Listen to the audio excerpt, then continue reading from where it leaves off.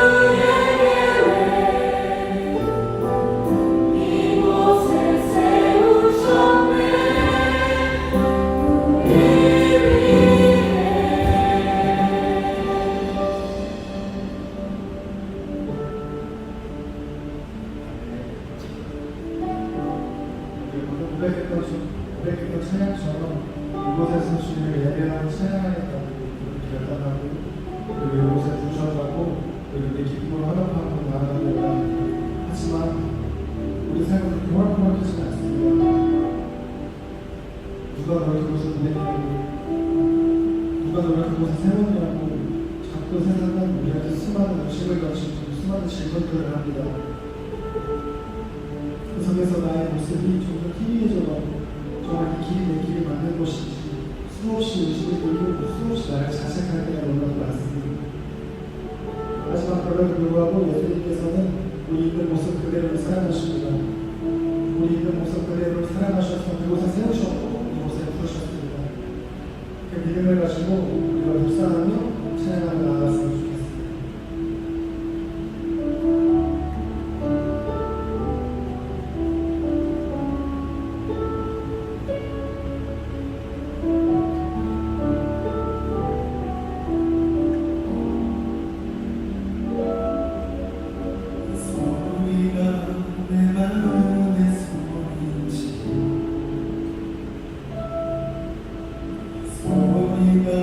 주님의 음성인지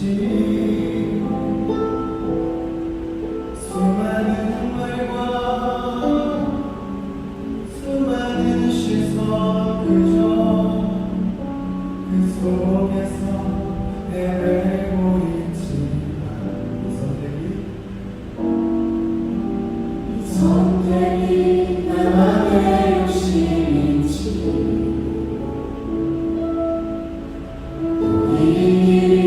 잘못된 건 아닌지 끝없는 후회 끝없는 의식 모두 반복되는 내 모습이지만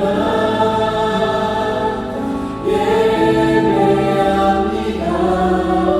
작은 모습으로 주님만 예배합니다.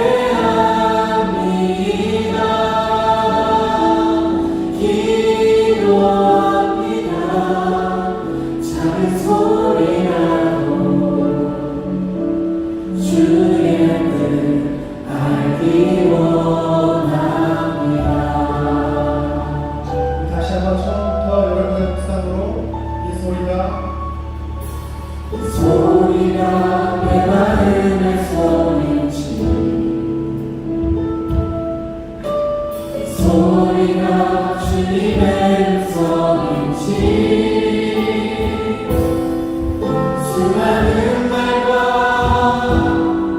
수많은 시선 그저 그 속에서 헤매고 있지만 이 선택이 나만의 욕심인지 선택이 나만의 욕심인지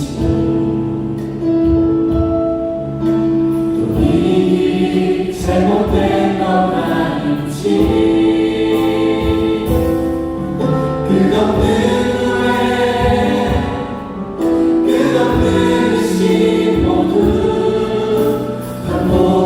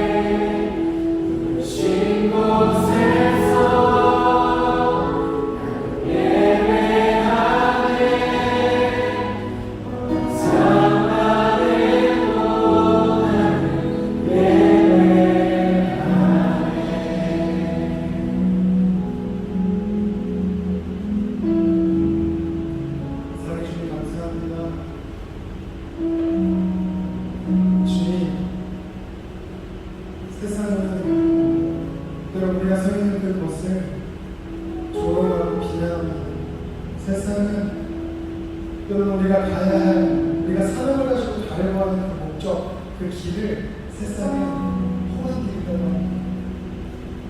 미련하다. 주님 하지만 우리는 믿음으로 그 길을 걸어가길 원합니다. 아버지, 내가 힘들고 아버지 내가 지치고 세상에 수많은 걱정과 의심과 그 헷갈림 속에서 안주하지 않게 해주십시오.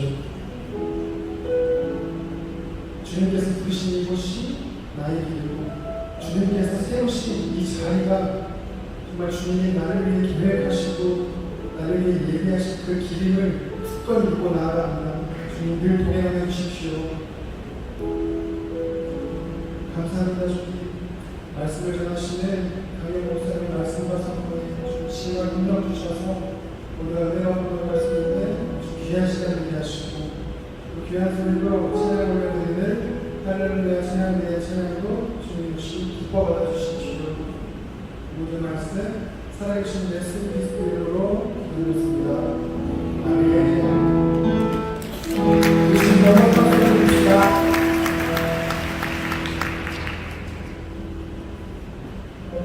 네, 이 시간에 축복하는 시간 가지도록 합니다. 혹시 오늘 주에 목요일에 처음 나오신 분 계시다면 여기에서 잘 일어나 주시면 저희가 진심으로 축복해드리려고 합니다. 혹시 자리에 계실까요?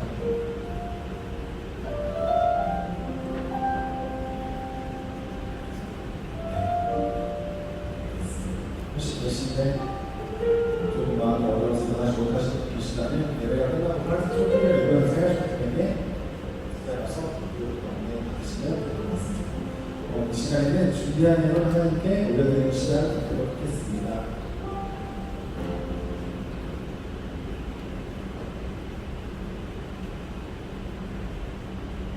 사랑이 많으신 주님 감사합니다. 준비한 예물 주님의 정성들에 올려드립니다. 기뻐 주시고 평안하셔서 온전히 주님의 뜻과 거룩하신 계획 안에 쓰여지는 예물이 될 수 있도록 주님 역사하시고 또 사용해 주십시오. 예배 가운데 모든 과정과 시간 속 주님 일하심과 영광을 드러나게 하시고 은혜 넘치는 시간 될 수 있도록 주님 인도하여 주십시오. 우리 말씀 살아계신 예수님의 이름으로 기도드렸습니다. 아멘.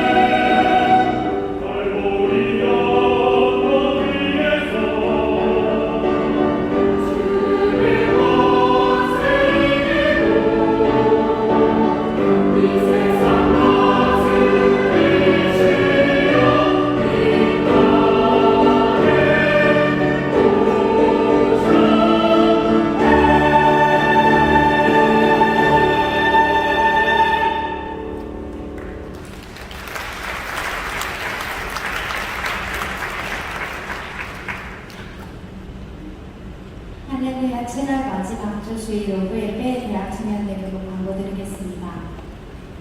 지난주에는 고성 순복음교회, 순복음대전 하모니교회 국내 선교를 은혜 가운데 잘 마쳤습니다. 남은 선교팀의 일정을 위해서 계속해서 중보기도와 관심 부탁드립니다. 2023년 전교인 여름 수련회가 8월 3일에서 5일 강화성산 예수마을에서 진행됩니다. 주제는 오직 그리스도 안에입니다. 추가적으로 궁금하신 사항은 각 구역장님들을 통해 문의 부탁드리며 8월 3일 성령 충만 기도회와 8월 4일 금요 차량 기도회는 영상 중계가 될 예정이니 참고 부탁드립니다. 신내식이 8월 20일 주일 오후 5시에 있습니다. 신내를 위한 교육은 8월 9일과 8월 12일에 있습니다. 친례를 아직 받지 못하셨거나 친례를 받길 원하시는 지체들은 오늘까지 각 구역장님들께 신청 부탁드립니다. 우리 손에 들려주신 가장 귀한 선물 신약성경 통독 및 성경 구절 암송대회가 시작되었습니다. 성경을 읽고 말씀을 암송할 수 있는 좋은 기회이니 많은 관심과 참여 부탁드리며 신청을 원하시는 분들은 각 구역장님들을 통해 신청 부탁드립니다. 오늘 오브예배에 참석한 청년들 중 대학 청년대회고 구역에 소속하길 원하시는 지체들은 새가족팀에게 문의해 주시길 바랍니다. 이상으로 광고 마치겠습니다.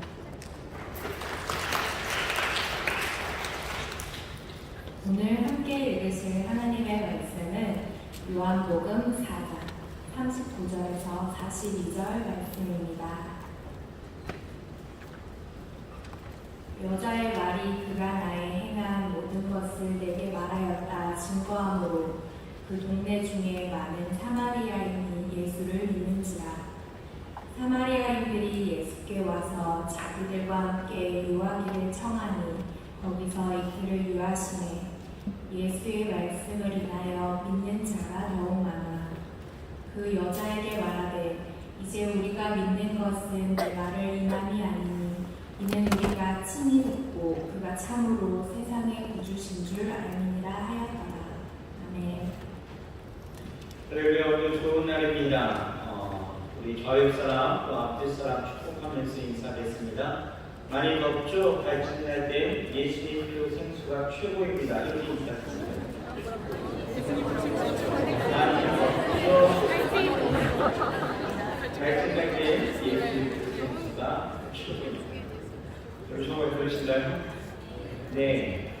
하나 말씀 나누기 전에 우리 광고할 것은요, 2023년 신약 성경 홍동 및 성도 암송을 하게 되었습니다. 우리 청년들도 성전 뒤에 나가시면은 성경 읽기표가 있습니다. 예, 가져가셔서 체크하시면서 벌써 한 주가 좀 지나긴 했지만 그래도 마태복음 지금 15장까지 나갔으니까 그래도 우리가 함께하면서 11월 18일까지 그리고 요한계시록 22장까지 같이 읽었으면 좋겠고요. 그리고 성도 암송의 카드가 뒤에 마련되어 있습니다. 한 주에 2장씩 드릴 거예요. 그래서 이 성도 암송 함께 하시면서 우리가 주연회를 나누었으면 좋겠습니다. 자, 오늘 저는요 요한복음 4장 39절에서 42절의 말씀을 가지고 우물가에서 그리스도를 만나다, 우물가에서 그리스도를 만나다 이런 제목으로 함께 은혜를 나누겠습니다. 오늘 우리는 사마리아 수가라는 동네에서, 여기서 동네라고 하니까 굉장히 작은 촌락을 이야기하는 것 같지만 성경에서 말하는 이 동네는 폴린의 원형인 폴리스라고 해서 이 도시나 도시 국가를 가리키는 건데요. 아무튼 이런 수가성 한 우물가에서 예수님을 만난 이 사마리아 여인의 이야기입니다. 원래는 우리가 4장 1절부터 우리 끝절까지 다 봐야 하는데 너무 긴 절이라 생략하고 앞부분의 내용을 제가 간략하게 정리해 본다면 예수님은요 지금 유대를 떠나서 갈릴리 지방으로 다시 가실 때에 사마리아 수가라는 그 동네로 들어가십니다. 예수님은요 이 사역과 또 힘으로 많이 지쳐 있으셨던 것 같아요. 고난이어서 야곱의 우물 곁에 앉으셨고 그때가 유대 시간이고 6시, 지금으로 이야기하니까 정오 12시 가장이가 뜨거운 시간이죠. 제자들에게 동네에 들어가 먹을 것을 사오라고 부탁하시고 예수님은 덩그러니 혼자 앉아 계실 때에 그때 마침 사마리아 여자가 물을 일러 그 시간에 나오게 되어지죠. 예수님은 이 여인에게 물을 청하게 되어집니다. 그때부터 이 여인과의 대화가 시작이 되어지는데, 그런데 이 여인은요, 자기에게 말을 걸어온 이 예수님을 바라보면서 굉장히 어리둥절해하는 거예요. 왜냐하면 유대인은요, 원래 사마리아 사람은 상종도 하지 않습니다. 그런데 예수님이 말을 걸고 거기다가 물을 달라 하니까, 아니 당신이 누구신데 나에게 물을 달라 하십니까? 라고 하면서 반문하죠. 그렇게 대화가 오가게 되어질 때에 예수님은요, 이미 이 여인의 기부한 삶을 아셨고요, 그가 영원히 목마르지 않는 물, 그 영원한 생수가 그에게 있음을 말씀하시니, 여인이 하는 말이, 저에게도 그 목마르지 않는 그 영원한 그 생수를 내가 마시길, 내게 그것이 있음을 원한다라고 말씀합니다. 이야기합니다. 그 물을 길지 않게, 더 이상 내가 이 물을 길지 않게 달라고 부탁을 하죠. 그러면서 여인은 자신의 그 과거를 다 알고 있는, 이분이 예언자인 줄 알고 그간 유대인들이 사마리아인을 차별했던 것을 토로하면서 질문했던 것이, 아니 우리 조상들이, 다시 말해서 이 북이스라엘 사람들이 이 산에서 예배를 드렸는데, 아니 당신의 유대 사람들은 예배는 예루살렘에서만 드려야 된다라고 고집한다는 거죠. 그래서 묻는 것이, 아니 이게 과연 맞습니까? 라고 질문하는 거예요. 여기는 어떤 이런 단순적인 문제로 이 질문을 했지만, 예수님은 예배가 가지는 이 관점을 짚어주시면서 문제는 장소가 아니라는 거예요. 오직 예배는 하나님께 드려야 함을 강조하면서 우리의 중심으로 또 영과 진리로 예배해야 된다는 것을 말씀하시고, 그러면서 너희의 그 예배 가운데서는 좀 잘못했다라는 거죠. 왜요? 우상과 하나님을 겸하여서 제사하고 있다는 것을 지적하면서 저희의 그 부패함을 말씀하셨고요. 그래서 자신이 이 예배를 받으실 메시아님을 저들에게 이야기하시니, 이 여인은요, 자신이 가져왔던 이 물 항아리를 내어두고 마을로 돌아가게 되었습니다. 그리고 사람들에게 이야기하는 거죠. 내게 행한 모든 일을, 내게 말하는 사람을 와서 보라는 거예요. 이는 그리스도가 아니냐라고 외치게 되어졌죠. 이 여인은 위대한 분을 만났다는 그 흥분과 감동 때문에 동네 사람들에게 경멸받는 그 자신의 처지로 잊은 채 별다른 설명도 없이 그냥 와서 보라라고 외치기 시작하는 거예요. 이분은 나의 과거를 알고, 나의 현재를 알고, 나의 모든 것을 알고 있고, 이런 메시아적인 그 권위를 갖고 참된 예배에 대해서 말씀하시는 것을 보고서는, 이 사람을 한번 보라라는 거예요. 와서 이 사람이 메시아가 맞다라는 거죠. 이에 동네 사람들이 이 여인의 그 놀라운 그 외침 가운데 놀라운 반응이 일어나는데, 모두가 한결같이 나아가서 우물 구하러 달려가게 되어지고, 거기서 주님을 만납니다. 그리고 주님을 자기들과 함께 유하도록 청하게 되어지고, 이틀간 예수님의 말씀을 듣게 되어지면서 그 안에서 사마리아 땅에 믿는 자가 많아졌다라고 말씀을 하고 있는 거죠. 이 여인의 외침 하나로 시작된 하나님의 역사는요, 사마리아 많은 사람들이 주를 믿는 역사로 나타났다는 거예요. 여러분, 이렇게 길다면 긴 이 요한복음 4장 가운데에서 우리가 깨닫게 되어진 것이 무엇일까요? 이 4장을 우리 간략하게 두 가지로 우리가 요약해 본다면, 첫째는 우리는 여기서 예수님의 진정한 그 마음을 발견하게 됐고, 또 하나는요, 예수님을 만난 사람들의 반응을 통해 내 삶과 내 신앙의 투영해 볼 수 있다는 것입니다. 자, 그렇다면 이 4장 가운데서 우리에게 주시는 하나님의 그 은혜가 무엇인지 한 가지 한 가지씩 우리가 살펴본다면, 자, 첫째는요, 여러분, 하나님은요, 모든 사람이 구원에 이르기를 원하신다라는 것입니다. 뭐라고요? 하나님은 모든 사람이 구원에 이르기를 원하신다라는 것을 우리에게 말씀하고 있습니다. 본문에 등장하는 이 여인은요, 사랑받기에는 너무나 부족한 여인 같아요. 왜요? 이 여인의 지금 상황이 이렇습니다. 18절을 보게 되어지면 이 여인은요, 남편이 5이나 있었다는 거예요. 지금 여기 여자친구도 없는데 남편이 5이나 있었다고요? 라고 하면서 놀라야 될 우리 청년들이 놀라지 않고 있는 이유는 뭘까? 여튼 이 여인은요, 남편이 5이나 있었습니다. 그리고 지금 사는 남편도 불륜관계인 것 같아요. 왜냐하면 예수님이 말씀하시길 자기 남편이 아니다 라고 말씀하시는 거예요. 지금 사는 남편이 자기 남편이 아니라는 거예요. 그래서 그런지 이 여인은요, 자신의 삶이 굉장히 부끄럽습니다. 6절을 보게 되어지는 이 여인이 우물가에서 주님을 만났을 때가 몇 시였다고요? 6시쯤 되었다는 거죠. 6시, 지금 시간으로 하면 12시, 정오였다는 거예요. 여러분, 오늘 날씨 굉장히 덥죠? 제가 밖에 잠깐 나가봤는데도 숨이 퍽퍽 걸릴 정도로 굉장히 뜨겁습니다. 그런데 이 뜨거운 열기에 이 여인이 여러분 밖으로 나가서 물을 길어야 된다면 이 여인의 그 삶이 어찌 되었는지도 우리는 가늠해 볼 수 있다는 거예요. 사마리아 지방 가운데에서는 여러분 햇빛이 너무 강하게 되어지고 기온이 높게 되어지면 이 정오에 있는 사람들이 절대 우물로 나가지 않는다는 거죠. 그런데 이 여인은요, 정오에 우물물을 길러 나왔다는 거예요.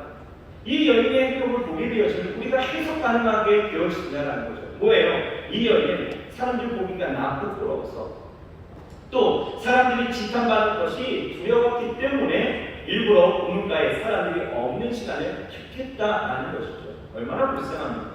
그런데 중요한 것은요, 우리 주님이 아주 의도적으로 이 여인을 찾아가셨다는 거예요. 4절 말씀을 우리가 같이 한번 읽어볼까요? 짧습니다. 같이 읽어봅시다. 시작! 사마리아로 통행하여야 하겠는지라. 자, 저는 이 말씀 가운데에서 주님이 어떤 그런 강력한 의지를 발견할 수 있었다는 거예요. 사마리아로 통과해야 된다, 통과하지 않으면 안 된다라고 하는 그 강력한 의지를 느낄 수가 있다는 거죠. 사실 유대인들에게 있어서 이 사마리아에 대한 이미지는요, 그리 좋지 않습니다. 아니, 경멸의 대상이에요. 사마리아는요, 오므리 왕국 때 오므리에 의해서 추천된 이 북이스라엘의 수도입니다. 전통 유대인들이 이 사마리아를 멸시하고 경멸하는 이유가 있어요. 왜냐하면 이 아수르가 북이스라엘을 점령할 때에 이 민족 및 종교 혼합 정책을 펼치게 되어졌습니다. 당시 다수의 사마리아 그 주민들은요, 이 아수르 여러 지역의 이주민들과 혼인 관계를 맺게 되어진 거예요. 그래서 그렇게 혼혈이 되어서 하나님의 선민이라는 그 혈통의 순수성을 상실하게 되어지고, 그때부터 사마리아는요, 이 선민의식이 강했던 유대인들에게 있어서 변절한 사람이다 라고 하는, 이 사마리아는 변절자, 사마리아는 이방인, 사마리아는 더럽혀진 활동, 이런 공식이 생겨서 이제 아예 사마리아의 그 호칭 자체가 아주 경멸의 어조로 불렸다는 거예요. 여러분 혹시 쪽발이라는 이야기 아십니까? 쪽발이라는 단어 아십니까? 아시나요? 옛날에는요, 이 일본 사람을 비하하는 단어로 쪽발이 이렇게 이야기를 했습니다. 쪽발이는요, 사실 일본 사람들이 신는 나무로 만든 신발이에요. 형태가 아마 여러분들이 아는 그 쪼리 같은 형식 있죠. 밑받침이 나무로 된 것 빼고는 쪼리와 똑같습니다. 같은 형태예요. 여러분 쪼리가 어떻습니까? 엄지발가락과 검지발가락 사이로 해서 신발을 신게 되어지잖아요. 그와 같이 두 갈래로 벌어진 쪽발이를 보면서 한민족을 말살하려고 일본의 앞잡이가 되어져서 부정직하고 아주 교활하게 민족을 이용해 먹었던 친일파나 또 이 민족을 말살하려고 했던 이 일본 사람들을 빗대어서 그래서 쪽발이 이렇게 불렸다는 거예요. 그래서 일본 사람들은요, 쪽발이 하면 굉장히 싫어하는 것처럼 지금 사마리아가 그렇다는 거예요. 유대인들은 하나님의 율법대로 명한 대로 이 이방인들과 혼례를 하지 아니하였고요, 피를 섞지 않았습니다. 그것이 그들의 자랑이에요. 그런데 이방인과 피를 섞었다? 이것은 용납이 되지 않은 거죠. 그래서 유대인들은 사마리아인과는 상대도 하지 않았다는 것입니다. 그래서 유대 순례자들도요, 예루살렘에서 갈릴리 쪽으로 가게 되어지면 이 사마리아를 통과할 수밖에 없는 거예요. 그러면 가장 빠른 일입니다. 그런데요, 완고한 유대인들 같은 경우에는요, 시간이 많이 걸려도 저 경멸에, 저 더러운 것들과는 내가 함께 할 수 없겠다라고 해서 해변길이나 메레아로 거쳐서 가는 그 길을 택해서 삥 둘러서 갈릴리로 가게 되어졌다는 거예요. 그런데 오늘 주님을 보십시오. 사마리아로 들어가면 분명 바리새인들이나 종교 지도자들이나 완고한 유대인들에게 있어서 어떠한 트집이 되어지는 그런 빌미를 제공할 게 뻔한 일이었습니다. 사마리아로 가는 길, 그것은 그냥 단순히 가는 것이 아니라 다른 사람들에게 어떤 빌미를 제공하는 일이 되어질 수도 있었고, 또한 그 길로 간다는 것은 사람들에게 지탄받을 수 있는 일이 되어질 수도 있었다는 거예요. 하지만 주님은요, 사마리아로 가셨고 그것도 이 여인을 만나기 위해서 일부러 사마리아로 통과하셨다는 거예요. 그리고 혹여요, 오늘 성경이 재밌는 것이 뭐냐면 이 여인을 만나는 것에 있어서 방해되어질까봐 제자들, 함께 있던 이 제자들도요, 동네로 보내는 거예요. 동네에 들어가서 먹을 것을 사러받게 하고는 우물가에 혼자 앉아서 그 여인을 기다리셨다는 거죠. 이것은 절대 우연이 아니었다. 여기서 우리가 깨닫게 되어진 것이 무엇입니까? 뭐예요? 사람들은요, 천하게 생각하고 상종하지 않는 사람도 주님에게는 너무나 귀하다라는 것을 우리가 보게 되어질 겁니다. 얼마 전 뉴스를 보고 한국 사람으로서 제가 굉장히 창피함을 느낀 일이 있었는데, 우리나라 그 지방 어딘가에서 우리나라의 그 사람들이 기피하는 일들의 노동력을 제공하러 온 이 한국에 온 이 외국인 노동자들이 있었는데, 이 외국인 노동자가요, 오토바이를 타고 이렇게 지나가고 있던 중에 중학생 5명이 갑자기 나타나서 이 사람을 내어서 폭행하기 시작합니다. 이 사람은요, 안되나 하고 살려달라고 외치지만 누구도 이 외국인 노동자에게 관심을 갖는 사람이 단 한 사람도 없었다는 거예요. 이 폭행의 현장에 그렇게 많은 차들이 지나갔지만 아무도 막고 있는 이 사람을 거들떠보지 않았습니다. 그렇게 1시간 이상을 절규해도 도와주는 사람이 없다가 경찰이 도착하고 나서야 폭행한 그 중학생들을 잡은 이 사건이 우리에게 뉴스로 전해졌는데요. 왜 이런 사건이 일어나게 되어졌을까? 왜요? 사람들이 평가하는 기준이요, 사람을 평가하는 기준이 있다는 거예요. 그 기준이 뭡니까? 돈이나 물질이라는 거죠. 사람들이 그렇습니다. 자신의 재산, 학력, 힘, 어떤 건강 이런 것이 기준이 되어져서 나보다 못한 이들에 대해서는 갑질하고 싶은 그런 탐욕과 교만한 마음이 우리 안에 팽배하게 자리 잡고 있다는 거예요. 그것은 누구나 그 마음을 품고 있는 것 같아요. 보세요. 내가 사는 동네에 여러분 대형 도서관이나 대학, 어떤 유명한 쇼핑몰이 들어온다고 이야기한다면 여러분 동네 어디마다 보니까 이 현수막을 열고 환영의 뜻을 막 내비치죠. 그런데 소규모 어떤 장애인 복지 시설이나 장애인 학교 같은 것들이 동네에 들어서려고 한다면 어떻습니까? 사람들이 머리띠하고 펜발을 들고 공사장에 들어 누우면서 내가 사는 이 동네는 절대 들어올 수 없다, 안 된다고 시위를 하잖아요. 왜요? 장애인에 대한 평가를 어떻게 하고 있어요? 건강하지 못해서 남에게 피해를 주는 사람으로 인식하는 거죠. 함께하면 귀찮고 사회적으로는 하찮은 인형인간 정도로 생각하니까 자기에게 직접적인 피해를 주지 않아도 그냥 신고해요. 그게 사람의 마음 아닙니까? 그런데 보세요. 여러분, 하나님에게 있어서 사람에 대한 그 절대평가는요, 누구도 하나님 앞에서 귀하다는 거예요. 배운 것이 없어도, 재산이 많지 않아도, 건강하지 못해도, 힘이나 능력이 없어도 주님에게 있어서는 모든 사람이 사랑스럽고 귀한 겁니다. 여러분, 이 여인을 보세요. 세상에서 가장 천하게 사는 것 같은 사람이었지만 예수님은요, 이 여인을 만나기 위해서, 다시 말해 이 여인을 귀하게 여기시고 사마리아인들을 소중히 여기시니 이 땅에 일부러 오셨다라는 것입니다. 여러분, 사람이 천하게 살려고 천하게 사는 것은 아니겠지만 사람이 천하게 사는 이유가 뭡니까? 사람이 어떠한 희생적으로 원래 천에서 아니죠. 여러분, 보면 주님을 만나지 못해서 그렇게 하는 거예요. 주님을 만나면 아무리 천한 사람도요, 하나님은 귀하게 여기십니다. 귀하게 살아가는 거죠.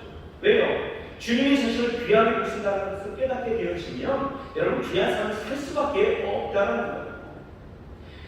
다윈을 아실 것입니다. 신화론의 창시자죠. 그가 1833년에 자기의 이름을 증명해 보겠다고 해서 인간과 원숭이의 어떤 중간 상태를 찾아서 나섭니다.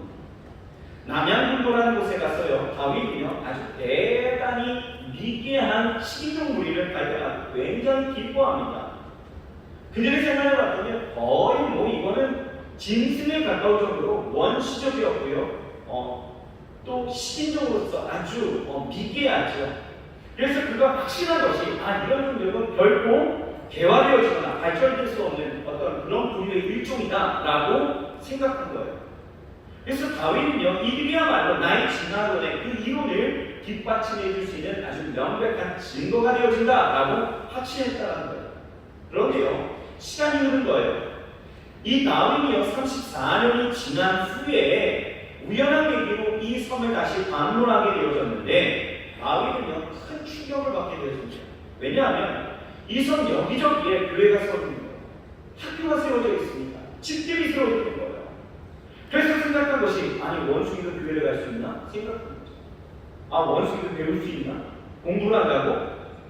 그런데 다윗은요, 자기가 보고 있는 광경이 굉장히 신기하게 느껴질 정도로 눈을 비비고 다시 보게 되어지는 것들이 여러분 그 34년이 지난 그 어느 날에 그 식인종들은요 더 이상의 식인종이 아니었다는 거예요.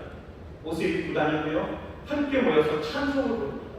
무릎을 꿇고 기도하는 모습도 굉장히 대단히 충격을 먹었다는 거예요. 기가 막히지 않습니까? 믿어지지 않는 현실이 눈앞에 있었다는 거예요. 그때 자세히 보니까 왜 어떻게 이렇게 되어졌을까 알아보니 패턴이라는 선교사가 그 땅에 들어간 거예요. 그 섬에서 하나님의 복음을 증거했습니다. 그리고 그 섬에 복음이 들어오자마자 사람들이요 변하기 시작했다는 거예요.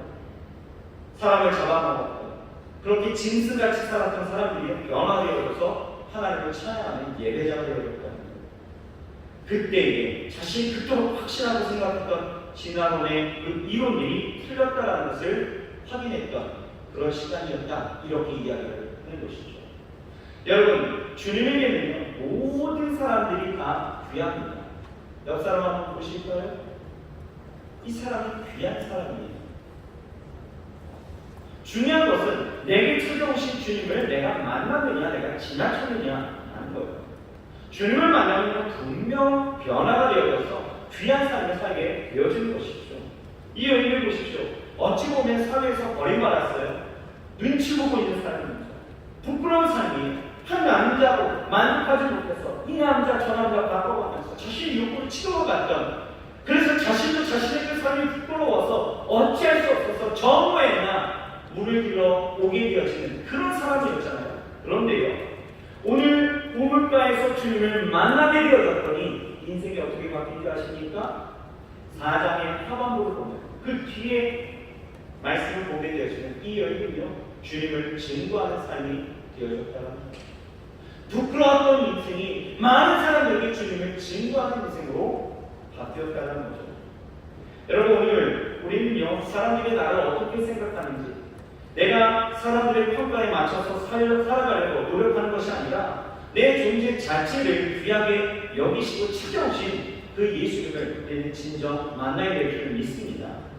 그리고 자신에 대해서 정말 낮은 자존감으로 어깨가 척도 있고 또 늘 자신의 그 삶이 부족하다 여기면서 자신의 능력이 다른 사람들에 비해서 딸리는 것을 기회를 느끼고 자신의 그 인생에 진정한 의미를 찾지도 못하고 또 자신의 삶을 부끄럽게 여기는 그래서 자신의 그 처한 모든 환경을 감추고 싶고 사람들에게 있어서 숨고만 싶어하는 그런 사람들이 이 자리에 앉아있다면 여러분 이런 사람들 오늘 우리 인생의 우물가로 나를 지금 기억하셔서 부족하지만 연약하지만 나를 찾아오시는 나를 기억해서 나를 만나기 위해서 일부러 오신 그 예수 그리스도를 만나야 될 줄 믿습니다. 우리 좌익 사람에게 인사할까요? 주님을 만나세요 라고 인사해주세요. 내 인생에 그 우물가에 오신 그 예수님을 여러분 진짜 만나셔야 합니다. 그래야 우리 인생이 변하는 거죠. 부족하지만 나를 기억하시고 나를 아시고 나에게 일부러 찾아오신 예수님 너무 귀한 사건 아니겠어요? 오늘 이 예배가 여러분 예수님을 만나는 귀한 그 우물가의 현장이 되시길 주의로 축원합니다. 오늘 우리는 예배와 말씀과 찬양과 기도 가운데 나를 만나기 위해서 찾아오신 예수 그리스도를 온전히 만나 그 안에서 정말 우리의 삶을 일으키시고 세우시는 그리고 변화시키시는 하나님의 속기를 우리가 온전히 바라보며 나아가야 될 줄 믿습니다. 우리 저 역사에게 인사하겠습니다. 주님 부족한 나에게도 나를 귀하게 여기십니다. 주님 부족한 나를 귀하게 여기십니다. 우리 이제 나 얘기 있으면 당신도 얘기할 수 있어요. 그렇죠? 주님 부족한 당신도 귀하게 여기십니다. 시작. 주님은 부족한 당신도 귀하게 여기십니다. 여러분 믿으십니까? 자, 둘째는요, 우리가 깨닫는 것이 무엇이냐? 주님을 만나면요, 우리가 영원히 목마르지 않는다라는 것입니다.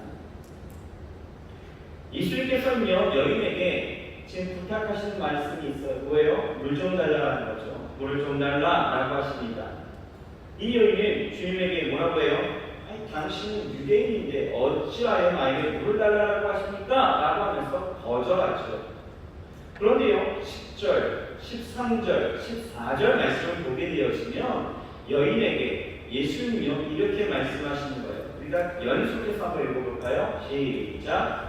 네가 만일 하나님의 선물과 또 내게 물을 좀 달라 하는 이가 누구인 줄 알았더라면 네가 그에게 구하였을 것이요 그가 생수를 내게 주었으리라. 이 물을 마시는 자마다 다시 목마르려니와 내가 주는 물을 마시는 자는 영원히 목마르지 아니하리니 내가 주는 물은 그 속에서 영생하도록 솟아나는 샘물이 되리라. 우리가 주님을 만나면 결코 절대 never 목마르지 않는다라는 거예요. 왜요? 예수님 주시는 그 물이 내 속에 솟아나는 샘물이 되기 때문이다 라고 말씀하시는 거예요. 여러분 사람의 몸은요 70%가 뭘로 되어 있을까요? 물로 되어 있습니다. 그렇기 때문에 인간은 매일매일마다 물을 마셔야 합니다. 그러니 인간에게는 언제나 물에 대한 갈증이 있을 수밖에 없다는 거죠. 그런데요, 인간은 물에 대한 갈증만 있는 것은 아니다라는 거죠. 물 외에 여러 가지의 갈증을 가진 존재입니다. 육체적인 쾌락의 갈증을 갖고 있고요, 문화적인 갈증을 갖고 있어요. 또 정신적인 갈증을 갖고 있고요, 영적인 갈증을 갖고 사는 것이 우리의 모습인 것입니다. 인간의 이 갈증의 끝은요 절대로 없습니다. 그러니 본문에서 뭐라고 이야기하느냐? 이 물을 마시는 자마다 다시 목마르려니와 라고 말하는 거죠. 다시 먹어도 갈증이 해결되지 않는 것, 그것이 우리의 인생의 모습이다 라는 것입니다. 마치 지금처럼 여름에 그런 강렬한 햇빛 아래 이 갈증이 있을 때에 시원한 물을 마시면 어떻습니까? 금방 괜찮아지는 것 같잖아요. 그런데 시간이 조금 지나면 어때요? 또 물을 마시고 싶어 하는 것처럼 무엇이든지 그것이 어떤 것에 대한 갈증이든지 현재 가지고 있는 것으로는 영원히 만족하지 못하는 것이 우리의 원래 모습입니다. 보세요. 물질의 소유도요 절대로 만족감이 없는 거죠. 얼마 전에 TV를 보니까 재테크에 성공한 그 연예인들에 대한 이야기가 나오더라고요. 한 가수가 강남에 50억짜리 빌딩을 현금으로 샀다라는 뉴스가 있었습니다. 그런데 그 빌딩을 산 지 채 5년이 지나지 않았는데 그 빌딩의 시세가 지금 약 130억 정도 됐다는 거예요. 놀랍죠? 네. 빌딩 갖고 있으면 얼마나 좋을까, 그렇죠? 그런데 더 놀라운 것은 이 가수가요, 이 연예인이요, 그 동네에 또 빌딩을 또 샀다는 거예요. 그 이야기를 보면서 와, 제 생각은 와, 사람 도대체 얼마나 있어야 만족하는 걸까? 50억짜리 빌딩 하나만 있어도 우리 계산 나올 수 있잖아요, 그렇죠? 어느 정도 강남이라고 한다면 한 달에 몇천 정도는 이거 뭡니까? 임대료 뭐 이런 걸로 치워줄 수 있는 거, 이야 대단하다 뭐 이렇게 생각할 수 있는 거 아니에요? 그래서 와, 그런데 또 집을 샀다고? 또 빌딩을 샀다고? 야, 사람 도대체 얼마나 있어야 만족하는 걸까? 하는 물음을 던질 수밖에 없었다는 거예요. 제가 이런 말을 하면 누구나 그렇겠죠. 아니 목사님 배포가 얼마나 작게 그렇게 이야기하시는 거예요? 뭐 130억 정도 갖고 그러십니까? 라고 이야기하겠죠. 하지만 이것은요, 근본적으로 배포에 대한 문제는 아니다라는 거예요. 절대적으로 이것은 만족에 대한 문제다라는 거죠. 세계에서 여러분 가장 유명한 부자라고 이야기하는 아마 록펠러일 것 같습니다. 한 번은 어떤 신문 기자가 록펠러에게 찾아가서 이런 질문을 던졌대요. 당신은 이만큼의 재산을 소유하고 있는데 더 얼만큼 돈을 벌어야 만족하시겠습니까? 라고 이야기했더니 이때 록펠러가 했던 대답이요, 이렇습니다. 조금만 더. 이렇게 얘기해요. 조금만 더. 여러분, 조금만 더 있다라고 만족할 수 있을까요? 여러분, 절대 만족이란 없는 것이 인간이에요. 인간은 이렇게 만족하지 못하고 항상 갈증을 느끼며 사는 존재라는 거죠. 여러분 보세요. 이 여인은요, 남편을 바꿔도요, 만족함이 없었다는 거예요. 5번을 바꿨대요. 그래도 만족을 느끼지 못했다는 것입니다. 여러분, 인생에 갈증이 있을 때 이 갈증을 해결하려면 어떻게 해야 될까요? 여러분, 우리는 이 질문에 대해서 이렇게 좀 바꿔야 됩니다. 갈증을 해결하려면 어떻게 해야 될까? 어떤 방법론을 우리가 구하는 것이 아니라 우리 이것을 좀 바꿔야 돼요. 갈증을 일으키는 근본적인 이유는 어디 있을까? 라고 바꿀 수 있어야 된다는 거죠. 이것을 해결하면 당연히 답이 나올 수 있다는 것입니다. 이 질문의 답을 이렇게 찾으면 좀 좋을 것 같아요. 여러분, 사람은요, 존재론적으로 하나님이 생명이 없던 육체에 영을 불어넣어 주셔서 생명이 되었습니다. 다시 말해서 사람은 영적인 존재이기 때문에 영적인 만족이 없다라면 언제나 목마를 수밖에 없는 것이 인간의 본질이에요. 그런데 재미있는 것은요, 사람이 이런 영적인 그 목마름을 해결하게 되어지면 다른 갈증은 더 이상 우리에게 갈증으로 느껴지지 않게 되는 것도 굉장히 재미있는 사실입니다. 그러므로 여러분, 이걸 기억하십시오. 내가 갈증을 느끼게 하는 것이, 그것이 돈이 됐든 성공이 되었든 쾌락이 되었든 내가 지키려고 내가 할 수 있는 대로 다 때려 붓는다고 해서 네 안에 갈증이 해소되어지는 것은 절대 아니다 라는 것을 기억하십시오. 왜요? 갈증은요, 목마름은 내가 만족시킬 수 있는 것이 아니라 나를 만족해 하시는 분이 나를 만족하게 하실 수 있을 때에 그것이 만족되어진다는 거예요. 예전에 제가 탈북민을 만난 적이 있었습니다. 제가 축구를 이렇게 했었었는데 상대 축구팀에, 상대 동호회 팀의 축구 선수였어요. 멤버였는데 게임을 하다가 이 쉬는 타임에 그 친구를 불러다가 같이 좀 얘기를 나눈 적이 있었어요. 그래서 북한 생활에 대해서 물어보니까 굉장히 그 이야기하는 그 북한의 현실이 제가 상상했던 것보다 굉장히 더 비참하더라고요. 그래서 이 친구가요, 그 비참함을 참다 못해서 탈북하게 됐는데 21살에 탈북하는 그 과정이 정말 영화 같은 거예요.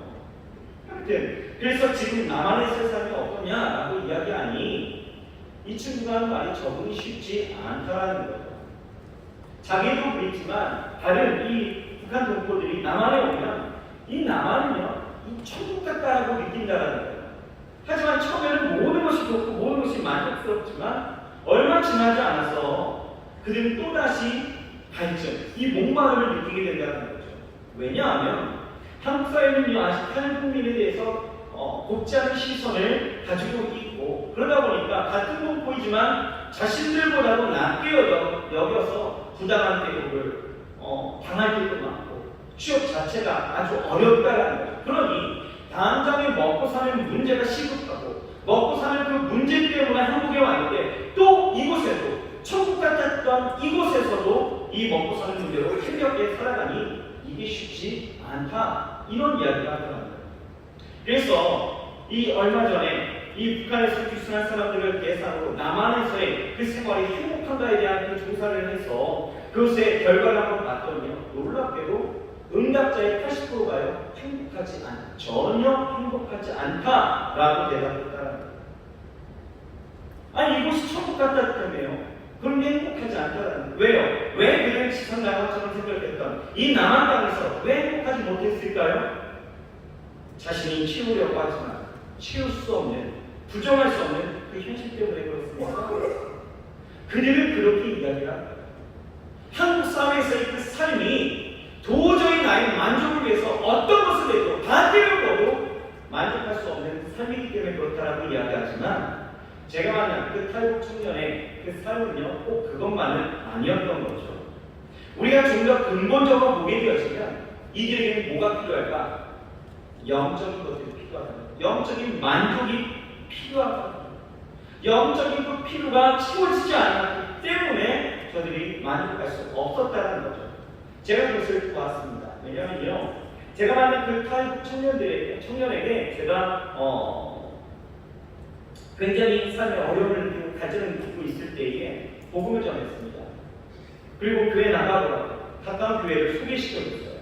그래서 그 교회 목사님하고 또 그 교회 모든 것들을 지금들이 소개해주면서 나아갈 수 있도록 이렇게 전도를 했는데, 이 친구가요 이렇게 매주마다 이렇게 만나게 되었는데, 뭐 한 달 정도, 2달 정도 갔을 때는 뭐 변함은 좀 없었어요. 그래서 이 친구가 잘하고 있나? 그래서 그 교회 목사님하고 대화를 하고 잘하고 있다고, 지금 아주 좋다고 이야기를 듣고 안심하고 있었는데, 그 이후로도 계속 보니까요 희한한 일이 일어나는 거예요. 얼굴을 봤더니 얼굴이 좀 조금씩 달라지는 거죠. 그 전까지만 해도 세상에 시름은 얼굴이 다 하고 있었고, 그것을 풀려고 축구하러 나온 거였는데, 얼굴이요, 축구를 하지 않아도 그냥 얼굴이 피곤한 거예요. 얼굴이 달라진 것이 아니라 삶이 달라졌더라고요. 삶을 살아가는 그 태도와 자세가 달라졌다는 것을 느낄 수 있었던 것이 대화를 통해서 알아봤더니, 이 친구가요 예수님을 만났다는 거예요. 예수님을 만났더니, 목사님, 교회 생활이 이렇게 즐거운 거예요. 예수님 안에 세상이 이렇게 즐거웠던 거예요. 라고 오히려 저한테 반응을 하더라는 거죠. 여러분, 주님을 제대로 만나면요, 우리가 인생의 발전을 느낄 이유가 없습니다. 왜요? 내 안에 예수 그리스도가 영원한 생수되어 주셔서 우리로 만족해 하시기 때문에 삶에서 느끼는 갈증을요 더 이상 우리는 느끼지 않아도 된다는 거예요. 우리가 환경적으로나 물질적으로 어떤 갈증이 있다면, 여러분 그것을 어떤 것으로, 여러분의 능력으로, 여러분의 어떤 삶의 노력으로 다 때려 부어서 뭔가를 채우려고 하지 마십시오. 절대로 여러분 그 갈증이 벗어날 수 없습니다. 그 갈증을 해결할 수가 없는 거예요. 이 연인을 보세요. 5명을 바꿔도 절대로 해결되지 않았던 문제였다는 거예요. 인생이 그렇습니다. 그러니 여러분들 어떻게 하시렵니까? 이 문제의 근본적인 것들을 보시라는 거예요. 내 인생의 영적인 것들, 내 안에 오신 예수님, 부족하지만 연약하지만 나를 찾아오신 그 예수님을 진정으로 만나고 그 안에서 나아가게 되었으면, 그분이 그때부터 우리 안에 역사하실 때 치우신다라는 것이죠. 여러분, 이제 헛된 수고를 그만하십시오.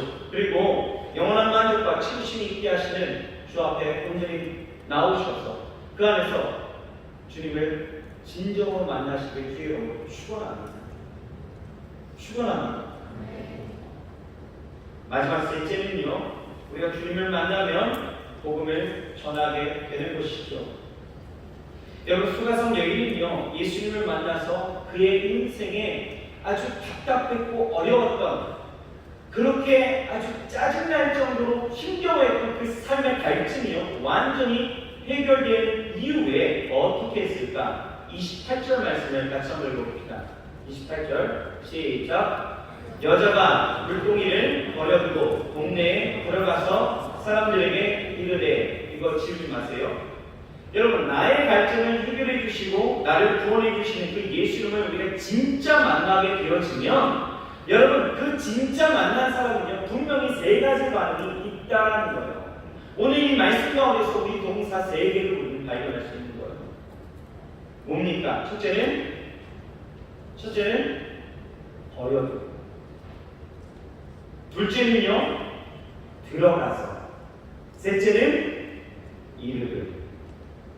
보세요, 이 여인이요 우물가에서 예수님을 만났습니다. 그가 메시아임을 믿었다라는 거예요. 자신에 대해서 모든 것을 아시고 말씀 가운데 그 메시아적인 그 권능을 보이시니, 이 여인은요 이분이 메시아임을 직감하게 되었고 믿게 되었죠. 그러자 이 여인은요 즉각적으로 반응이 일어난 거예요. 어떻게요? 자신의 물동이를 버렸다는 거예요. 여기서 버려두고 라고 하는 이 말은요 부정 과거 시제예요. 다시 말해서 부정 과거 시제, 그러니까 그녀는요 즉시로 이 같은 행동을 취했다는 거예요. 버려두고, 생각하고 버려둔 게 아닙니다. 예수님을 만났을 때에 이분이 메시아라고 하는 것을 깨닫게 되어진 그 순간에 이 여인은 어려움으로 즉시로 행동을 취했다는 거예요. 여러분, 이 여인이 왜 물에 왔어요? 왜 왔습니까? 당연히 물을 길러. 그 목적이 물을 길러 양동이, 이 물동이를 들고 메고 온 거죠. 그런데 예수님이 메시아임을 깨닫고 나니까 그분이 나의 구원자 되시고 나의 치료자 되시고 나의 인생의 갈증을 해결해 주실 분임을 깨닫게 되니까 이때부터 이 물동이를 어떻게 했어요? 포기했다. 여러분, 이것이 우리에게 말하는 것이 무엇입니까? 여러분, 예수가 그리스도임을 발견한 사람들은요, 이와 같이 자신의 목마름을 만족해야 할 세상적인 그 욕구를 충족시키려 했던 그 생각과 우리의 삶의 자세와 그 태도와 그 행동들을 즉시 버리게 된다는 거예요. 우리 좌 역사님 인사해볼까요? 버리셨나요? 라고 한번 물어봅시다. 여러분, 정말 버리셨습니까? 여러분, 아직 못 버렸다라면 여러분, 그것은 하나를 의미하는 거예요. 뭐예요? 내가 예수를 지나쳤다. 내가 정말 예수를 만났다면 예수님께서 내 인생의 구원자 되시고 내 삶의 치료자 되시고 내 삶의 인도자 되심을 내가 믿는다면 메시아임을 내가 깨닫게 되어지면 우리는 반응이 즉각적이어야 합니다. 어떻게 해요? 어려운 거예요. 여러분, 자신 한번 보세요. 나를 충족시키려 했던 것을 여러분 버리셨어요? 버리지 못했다면 예수를 나의 구주로 생각하고 내가 예수를 만나지만 여전히 물을 기르려 하고 물동이를 버리지 못했다면 나는 여전히 옛사람 안에 머무는 그 옛사람일 뿐이다라는 거예요. 이것은 진정으로 내가 믿는다라고 할 수 없다라는 거죠. 내가 믿으면요, 버리는 거예요. 사도 바울을 보십시오. 자신의 야욕과 어떤 욕구를 가지고 다메섹으로 가게 되어지죠. 왜요? 그리스도인들을 색출할 그 명목을 가지고 나아가게 되어졌거든요. 다메섹으로 가는 그 도중 가운데 빛 가운데 임하신 예수님을 만나게 되어졌습니다. 그를 구주로 믿게 되어지니 여러분, 그 즉시로 어떻게 되어져요? 그 삶이 변하게 되어진 거죠. 자신의 인생을 충족시키려 했던, 자신을 높이려 했던 그 모든 자신의 의도와 생각과 자신의 목적과 자신의 삶의 뜻들을 다 내버려뒀다는 거예요. 그리고 그 다메섹으로 향한 나아가게 되어지죠. 왜요? 그 그리스도인들을 격려하고 또 내가 만난 예수 그리스도를 증거하고 또 내가 변화되었음을 말하기 위해서 갔다는 거예요. 여러분, 버렸다는 거예요. 여러분, 인생 가운데 늘 항상 자신이 자랑으로 삼으려 했던 이 모든 것을요, 사도 바울은요, 그래서 대선물로 여겼다, 이렇게 성경 기록하고 있는 거죠. 빌립보서 3장 8절 이렇게 말씀하고 있습니다. 또한 모든 것을 해로 여기면 내 주 그리스도 예수를 아는 지식이 가장 고상하기 때문이라. 내가 그를 위하여 모든 것을 잃어버리고 대선물로 여김은 그리스도를 얻었다.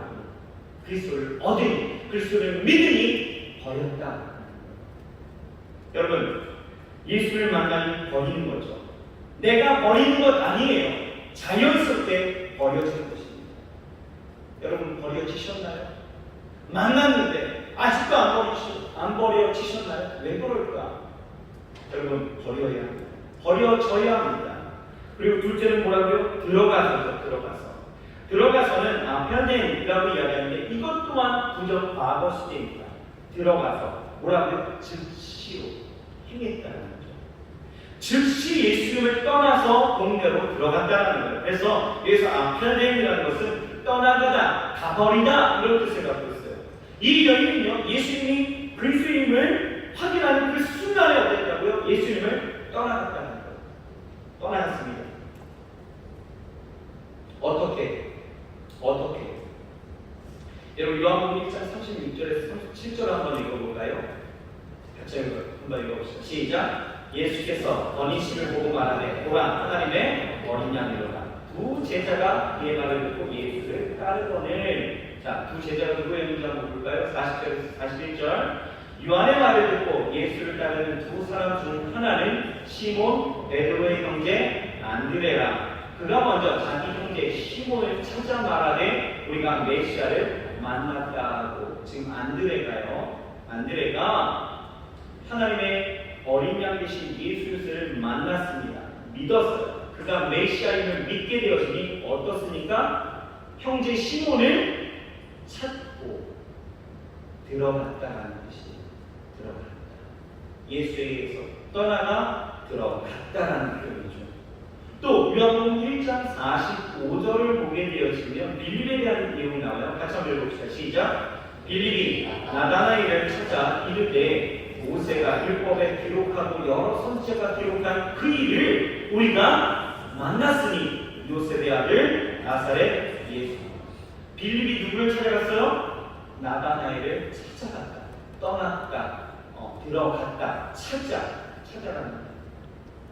떠나서 들어가서 나다나엘에게 지금 뭐합니까? 자기가 만난 예수를 증거합니다. 떠난다는 것. 여러분, 떠난다는 것은 예수를 버리고 떠난다는 것이 아니라 이 놀라운 사실을 자기가 알고 있는 사람에게 전해주려고 그분 앞을 떠나가 들어간다는 뜻이에요. 여러분, 우리가 그래요. 진정으로 그리스도를 만나서 구원을 얻은 이들은요, 이 여인처럼 어떻게 해요? 들어가야 하는 것입니다. 어디로요? 어디로 떠나가야 됩니까? 어디로 들어가야 합니까? 내 삶의 자리로 들어가야 됩니다. 여러분, 예수님을 만나셨습니까? 만나셨나요? 그럼 들어가야 되는 거예요. 여러분들의 동료로 들어가야 되는 거예요. 삶의 자리로 들어가야 되는 거예요. 여러분들의 가정 가운데로, 여러분들의 캠퍼스로, 여러분들의 직장으로 들어가야 된다는 거예요. 여러분, 성경은 누가 합니까? 성경은 누가예요? 예수님을 만났고 그분이 내 인생의 구원자이심을, 그리스도임을 믿는 자들이 가는 거예요. 이런 사람들은요, 예수님을 떠나서 들어가는 거죠. 전하는 거예요. 선교는요, 선교비가 있어갖고 선교하는 거 아닙니다. 시간이 남아서 하는 것도 아니에요. 내가 올해는요, 알바를 하지 않기 때문에, 계절학기가 없기 때문에 제가 선교할 수 있어요. 이게 아니라는 거예요. 누가 거울하고 척하게서 그것을 못 이겨서 내가 선교하다 아니다라는 거죠. 선교는 누가 합니까? 철저히 예수 그리스도를 만나서 그 감동의 역사가 내 안에서 넘치는 자들이 들어가고 그 안에서 행하는 거예요. 그것이 선교라는 거예요. 그런 선교가 진짜 선교입니다. 여러분, 우리가 예수 그리스도를 만났으면 들어가야 되는 거예요. 그리고 셋째는 뭐예요? 이르되라고 이야기해요. 레게이라고 합니다. 그런데 이 레게이가 좀 독특한 게 뭔지 아십니까? 이건 동사 중에서 앞에 있는 이 두 동사와는 다르게 부정과거 시제가 아니에요. 현재 시제입니다. 다시 말해서 그녀가 말하고 있는 이 모습을 생동감 있게 아주 생생하게 나타내고 있었다는 거죠. 이르되 아주 생생하게 전하고 있었다는 거예요. 여러분, 우리가 그리스도를 만나게 되면 어떻게 해요? 생생하게 생동감 있게 전하게 되어진다.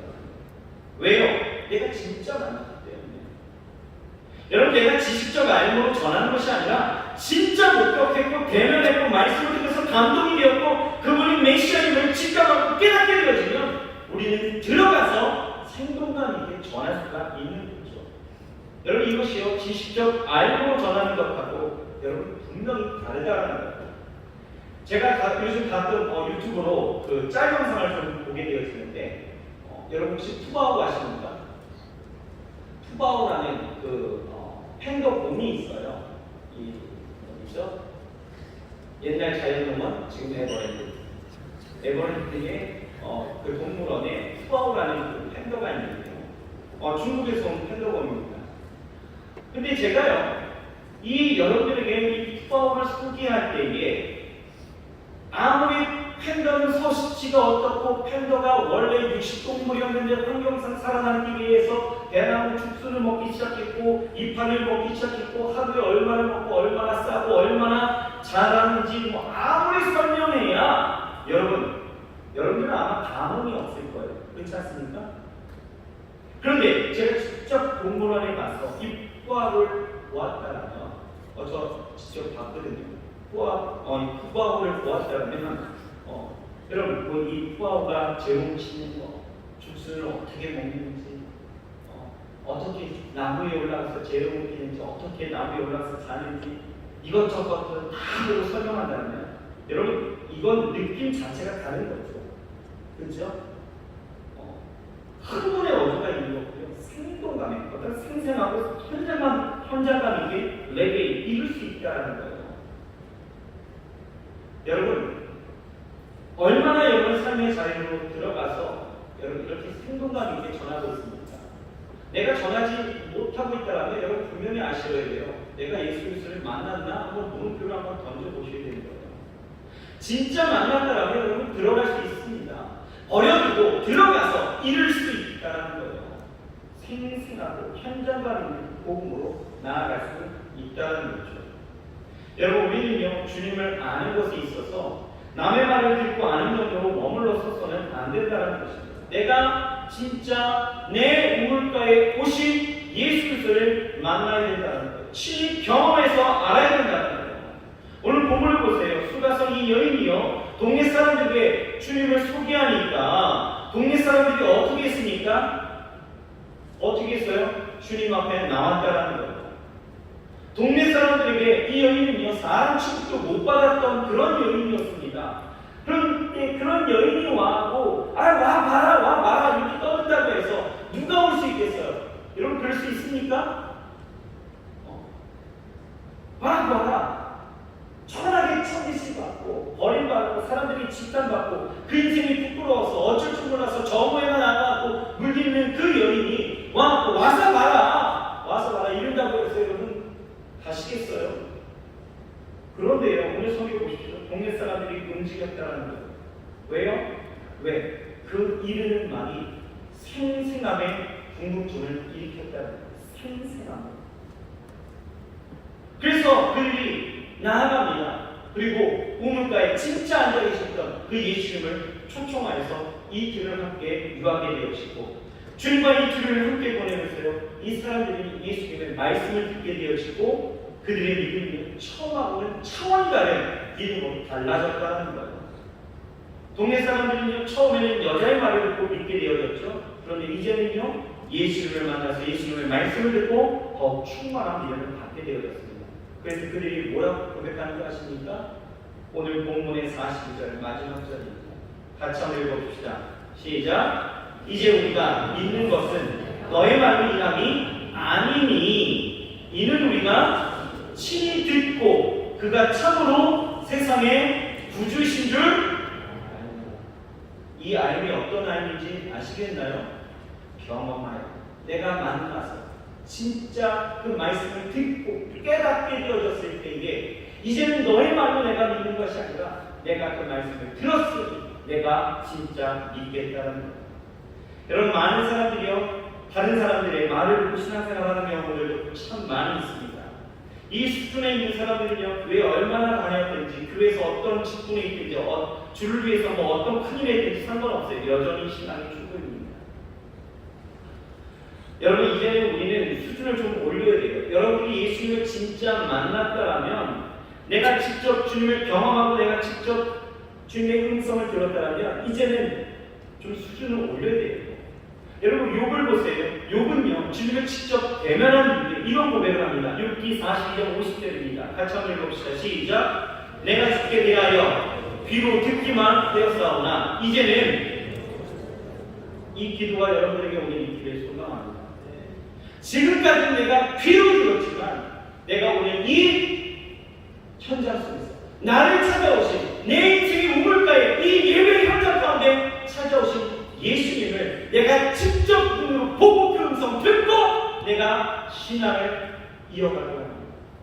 내 인생의 갈증을 예수 그리스도로 인하여서 내가 채워가고, 예수 그리스도로 인하여서 내 인생의 모든 문제가 해결되고, 예수 그리스도로 인하여서 내가 온전히 살아갈 수 있는 이 삶에 나를 만나시는 그 예수 그리스도의 그 고귀한 은혜를 내가 경험하도록 합니다.